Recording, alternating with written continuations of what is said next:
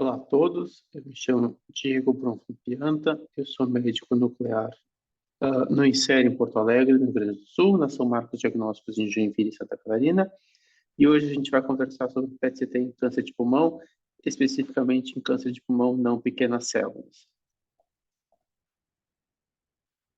Do ponto de vista epidemiológico, já é importante a gente ressaltar que para o triênio de 2020 a 2022, o INCA estima em 17.760 novos casos em homens e 12.000, quase 2.500 novos casos em mulheres no Brasil, com risco estimado de aproximadamente 17 novos casos para cada 100.000 homens e 11,5 novos casos para cada 100.000 mulheres, o que nos traria para câncer de pulmão sendo a segunda neoplasia mais comum, tirando o câncer de pele não melanoma. Então, a segunda neoplasia mais comum em homens no sul e no nordeste, e a terceira neoplasia mais comum em homens no sudeste, no centro-oeste e no norte, e a terceira neoplasia mais comum no sul e no sudeste em mulheres, e a quarta mais comum no centro-oeste, nordeste e norte. É uma doença comum de altíssima mortalidade. Quando a gente plota num gráfico, na linha azul, a sobrevida em 2 anos dos pacientes e a linha verde a sobrevida em 5 anos dos pacientes com diagnóstico de câncer de pulmão, e a gente estratifica essa sobrevida para o estadio clínico do paciente no momento do diagnóstico, a gente enxerga que os pacientes que têm o estadio clínico 4, são metastáticos no diagnóstico, eles têm uma sobrevida de 2 anos próximo a zero e de 5 anos ele encosta em zero. Então, ninguém estará vivo em 5 anos num paciente com câncer de pulmão de não pequenas células metastático no momento do diagnóstico. E o tratamento ele também depende do estímulo, não é só a sobrevida que muda. Quando o estadio clínico é classificado como zero, ele é uma neoplasia de pulmão limitado ao epitélio das vias aéreas, não tem invasão profunda do pulmão ou de outras áreas, e usualmente a cirurgia ela é curativa, não tem necessidade de químio ou de radioterapia adjuvante. Quando ele passa para o estádio 1, a cirurgia provavelmente seja o único tratamento necessário, mas alguns casos beneficiam de quimioadjuvante ou de radioterapia, e a imunoterapia ela pode ser uma opção. Pacientes que têm estádio 2, cirurgia mais o tratamento adjuvante, quimio, imuno ou rádio, são os tratamentos padrões. E quando o paciente é classificado como 3A, o tratamento consiste em combinação de químio, radioterapia e cirurgia, e a imuno pode ser incluída. O paciente que passou para 3B, e aí esse é o nosso ponto de corte muito importante a gente reconhecer, quando ele passa para um 3B, a cirurgia já não é mais indicada. Ele tem um tratamento quimioterápico associado ou não à radioterapia, imunoterapia ela pode ser usada, mas já é de mais difícil tratamento. E um paciente estadio clínico 4A e 4B, quimioterapia, terapia-alvo, imunoterapia, radioterapia, cirurgia, tudo isso são tratamentos paliativos, tratamento para melhora de sobrevida e de qualidade de vida, sem nenhuma intenção curativa a mais. Então, qual o papel do PET-CT com FDG nessa doença? De acordo com esse artigo publicado na Radiographics em 2018, que estabeleceu um novo TNM, a oitava edição do TNM de câncer de pulmão não pequenas células, o PET-CT é o padrão standard e parte integral do estatimento clínico desses pacientes com câncer de pulmão. E entregar ao médico assistente a informação de estatimento de forma acurada. Para isso, o radiologista e o médico nuclear, eles precisam estar cientes da classificação atualizada e conhecer os pontos fortes e os pontos fracos, as limitações do PET-CT-FDG. E em outro artigo, então, o PET-CT-FDG se mostrou como o método de diagnóstico isolado, sozinho, mais sensível e acurado para detectar metástase nodal, mediastinal e hilar, e também o método mais sensível e acurado para detectar doença metastática, seja local, regional ou à distância. Exceto, obviamente, no cérebro, onde a ressonância ainda é mais sensível pelo alto consumo glicolítico do cérebro. Os falsos negativos, resultados falsos negativos, eles podem ser vistos em lesões muito pequenas para serem detectadas, ou malignidades de baixo grau, que não têm um grande consumo metabólico. Importante lembrar, o PET-CT mudou o manejo de tratamento em aproximadamente 30 a 40% dos pacientes. Voltando naquele gráfico, como a gente viu de sobrevida, quando a gente estratifica de forma bem clara por T, por N e por M, ou pelo estadio clínico, a gente nota como quanto mais grave a doença, pior a sobrevida desses pacientes em 5 anos. E como eu disse lá, um paciente metastático estadio clínico 4B, 0% deles estará vivo após 5 anos. Então, reconhecer e estadiar de forma adequada é muito importante, inclusive para o paciente poder, não só para o tratamento ser adequado, mas para o paciente entender o que esperar da sua doença. Para isso, então, a gente precisa conhecer o TNM, e é isso que a gente vai fazer nessa conversa de agora. Quem é o paciente T1? O paciente T1 ele pode ser dividido em T1A, T1B e T1C, sendo T1A uma lesão menor do que 1 centímetro, T1B uma lesão entre 1 e 2 centímetros, e T1C uma lesão entre 2 e 3 centímetros. Quem é o T2? São tumores que medem entre 3 e 5 centímetros, ou envolvem o bronco principal, ou causam atelectasias que se estendem até o hilo. Sendo então T2A um tumor entre 3 e 4 centímetros e T2B um tumor entre 4 e 5 centímetros. T3 é um tumor entre 5 e 7 centímetros ou um nódulo separado no mesmo lobo. Então, T3 também pode ser uma lesão com invasão de pericárdio parietal ou de nervo frênico, ou uma lesão que invada a parede torácica. Importante, então, invadiu a parede torácica, não é metastático, ele é um T3. E T4, então, é um tumor que envolve traqueia, mediastino, coração, grandes vasos, laringeu recorrente, esôfago, corpo vertebral ou carina. Então, ele pode ser um tumor com mais do que 7 centímetros, ele também pode ser um tumor que invada o diafragma, ou um segundo nódulo separado no mesmo lado, mas num lobo diferente. Lembrando, então, quando ele é no mesmo lobo, ele tem uma classificação. Quando ele é um segundo nódulo no mesmo lado, mas num lobo diferente, ele é uma outra classificação, ele passa a ser T4. E o estadiamento N, então, ele é a gente precisa entender as cadeias para poder dizer que ele é N1, N2 ou N3. N1 é um paciente que tem um linfonodo comprometido hilar unicamente. N2, esse paciente, ele vai ser um paciente com um linfonodo comprometido ipsilateral mediastinal ou subcarinal.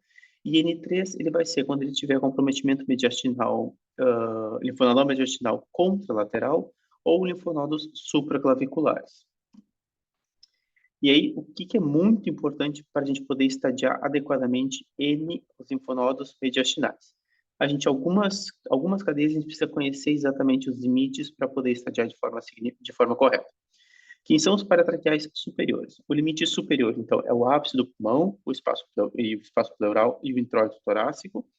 O limite à esquerda e à direita, eles são divididos ao longo da borda lateral esquerda da traqueia, não da linha média. Isso é extremamente importante, porque o paciente que tem um tumor à direita e tem um linfonodo na linha média que se insinua para a esquerda, ele não é um linfonodo contralateral, ele ainda é um linfonodo ipsilateral. Ele só vai ser contralateral quando, então, o linfonodo, a maior parte desse linfonodo, estiver ultrapassando a borda lateral esquerda da traqueia. Como limite inferior, então, interseção da margem caudal da traqueia com a veia braquiocefálica, e limite inferior esquerdo, a borda superior do arco da aorta.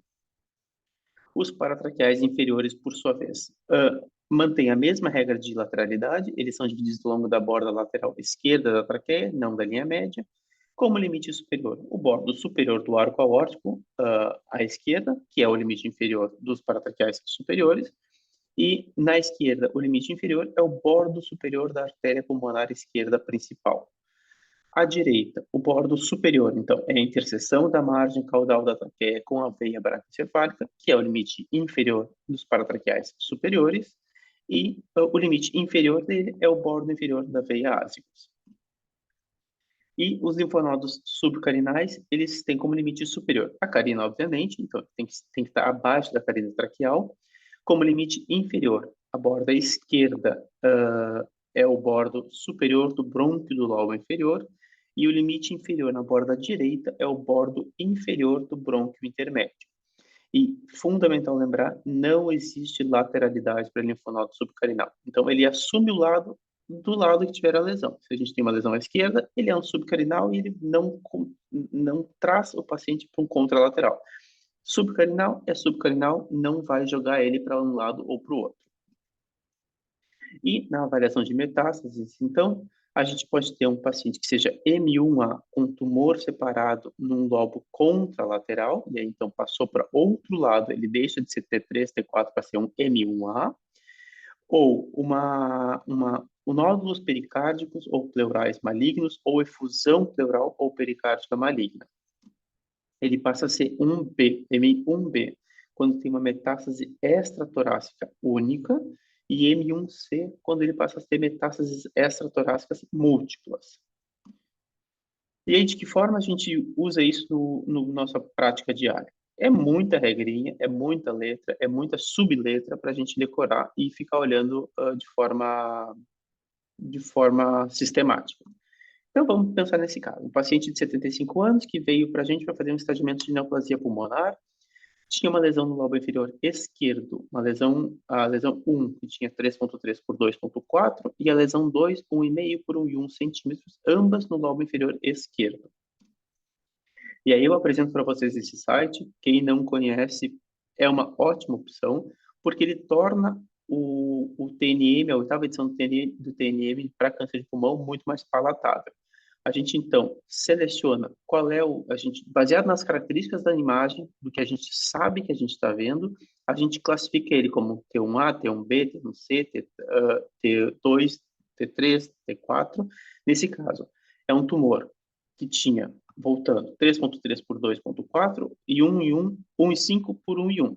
Ele foi classificado como T3. O que é o T3? É um tumor maior do que 5 centímetros, menor do que 7 centímetros, no maior diâmetro, não é o nosso caso, invadindo qualquer uma das seguintes estruturas. Pleura parietal, parede torácica, também não é o nosso caso, nervo frênico, também não é o nosso caso, pericárdio parietal, também não é o nosso caso, mas ele é um T3 porque ele tem um tumor separado, um nódulo de tumoral separado, no mesmo lobo que a lesão primária. E aí a gente clica em Next Question. Então, vamos fazer a avaliação da mediastinal, dos linfonodos mediastinais. Esse paciente tinha uma linfonodomegalia hilar esquerda, 2 e 1 por 1 e 3. Ele, então, ficou como N1, porque é um linfonodo peribrônquico ou hilar ipsilateral, ou então são nódulos intrapulmonares com envolvimento que causem extensão direta dessa lesão. Então, N1 simples, um linfonodo hilar muito simples. Ele poderia ser NX, se a gente não tiver a informação, N0, N2 ou N3. Clique em Next Question e vamos fazer a avaliação de metástases. Nesse caso, eu achei mais importante a gente fazer um MIP para graficar de forma mais fácil. A gente não tinha nenhuma evidência de metástases à distância. Ele fica um M0. Lembrando, ele pode ser um M1A se ele tiver metástases à distância, como tumor separado no lobo contralateral, um tumor que tem nódulos ou efusão maligna pleural ou pericárdica, pode ser um M1B, se tiver uma única lesão metastática extratorácica, e M1C se tiver múltiplas lesões extratorácicas metastáticas. Então, a gente ficou com N3, T3, N1, M0. Quando a gente clica em M, dá em View Results, ele já joga para a imagem da direita e ele te dá, então, o T, o N e o M e já joga qual é o estadio clínico dele. Nesse caso, é um 3A. O paciente ainda é candidato à cirurgia. Para a gente encerrar, quais são as limitações do PET-CT no estadiamento, no TNM? Falsos positivos, então, como a gente sempre sabe, todo FDG tem falso positivo em inflamação e infecção. Uma análise, então, mostrou que os pacientes com testes de tuberculose, níveis elevados de interleucina, eles apresentam mais falsos positivos. Pacientes que têm cânceres não adenocarcinoma mais velhos, isso foi fator independente do falso positivo hilar e mediastinal. Pacientes com pneumonia intersticial, tuberculose prévia, silicose e enfisema também se associam a mais falsos positivos. E os falsos negativos é o que a gente comentou lá no início. Nódulos pequenos, lesões de baixa densidade celular e lesões com baixo metabolismo glicolítico. Daí, neste caso, o fator radiológico é mais importante para fazer o acompanhamento e segmento comparativo. Então, pacientes que têm um baixo risco pré-teste para neoplasia e sem metabolismo glicolítico, o controle tomográfico evolutivo seriado é indicado. E um paciente que tem um alto risco pré-teste, mas tem uma lesão não metabólica, deve ser enviado para biópsia ou ressecção da lesão. Como take-home message, então, PET-CT é o standard of care em avaliação de neoplasias pulmonares, câncer de pulmão não pequenas células, NSCLC. Conhecer segmentação pulmonar é fundamental, só assim a gente consegue determinar que a lesão esteja no mesmo lobo e consegue, obviamente, determinar se é no mesmo pulmão, mas isso é um pouco mais fácil. Reconhecer as cadeias linfonodais mediastinais é essencial, a gente não pode ficar na dúvida se é contralateral, se é ipsilateral, saber os limites de cada cadeia, isso é muito importante. E avaliar a presença de metástases muda completamente o prognóstico, o tratamento, então isso é outro ponto muito importante para o câncer de pulmão. Obrigado, fico à disposição de todos.